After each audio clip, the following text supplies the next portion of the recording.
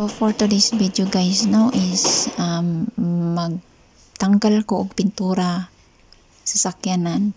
Kana is very old na gyud nga sakyanan, is as in guba na gyud, guba na gyud siya.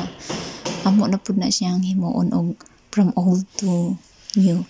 So kana diha is nagtaod ko sa kanang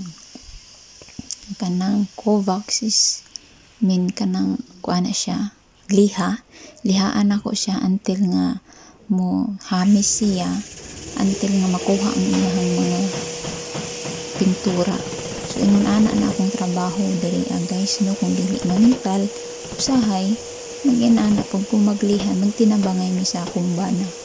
So usahay po dili po siya easy kay grabe po siya kagahi, pero kana nga machine is very easy lang kay kanang dali man siya, kay dali siya makakuha og mga pintura kay bag-o man na siya. So kana nga machine is bag-o na, so ako adjud na nga machine ipalit jud na nila para sa ako kay para easy ra daw kuno ko magtanggal og mga pintura, para di na daw kuno ko maglisod o kanang dili po siya bugat. Maora to, thank you. So mao na ni ang iyahang karon nga result. So thank you for watching, and unta makasabot mo sa akong voice over.